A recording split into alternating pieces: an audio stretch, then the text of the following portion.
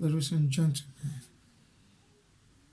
I greet you all, wherever you may be around the world. I'm delighted to share this little story about my people, the Jewish people of the eastern region of Nigeria. Many years ago, the white people came into Africa to exploit us, to enslave us, and to kill us, directly and indirectly. I am not talking as a racist. I am just communicating facts about the European people. Many years ago, they took our brothers, our mothers, our sisters and brothers, our children, as slaves, workers. Many died in the freezing cold. Many died in the high seas. Many died in farm, plantations, in the Caribbean. Still today, Africa is yet to be free. Africa is yet to be liberated. I'm here to tell my little story of how we've been killed, battered, and sent to prisons. And no one cares about our plight. But I'm here today to tell us a little story about my people. In the year 1929, our women stood against the Europeans' inflictions upon us.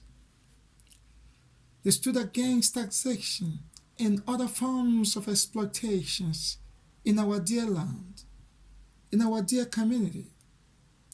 We had our form of government before the arrival of the European people.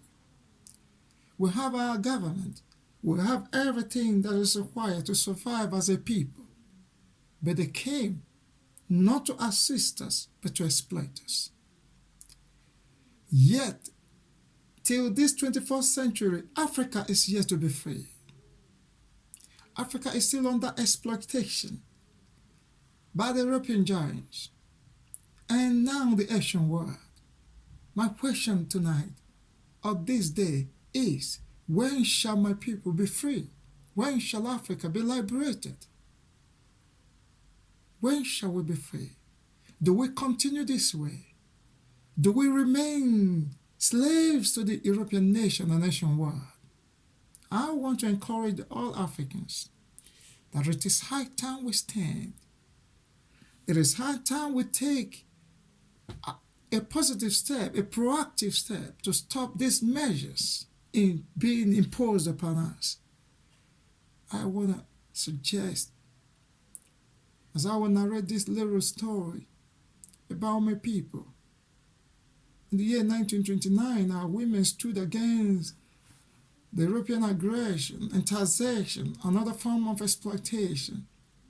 And they found out that we are not the type of people they can subject to their own whims and caprices. Therefore, tonight, I want to share this with us.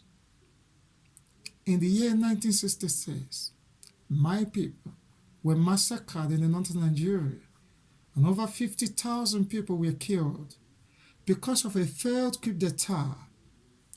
It didn't end there.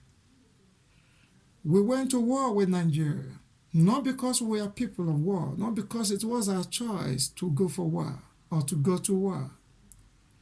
We explore all measures to avert what could possibly become or became a full-blown war.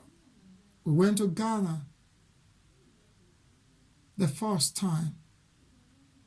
There was no communique reached. We went for the second time, and then in Aburi, an agreement was reached between us and the Union Government of Nigeria.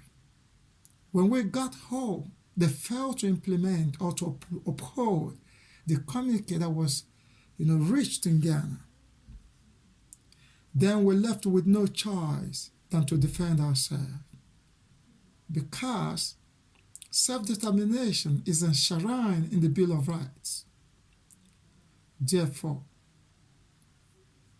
today, being 30th of May, is a day we have put aside to remember our fallen heroes. Wherever we are around the world, we are mourning the death of our people. And I want to assure the world and the entire European nations and entire African communities that in this 21st century, I see a new sunrise in our nations. I see change coming. I see transformation. I see us being free from European aggression and influences and exploitations of different forms. I urge all of us that we should stand together and fight together and win together. Thank you, and God bless you.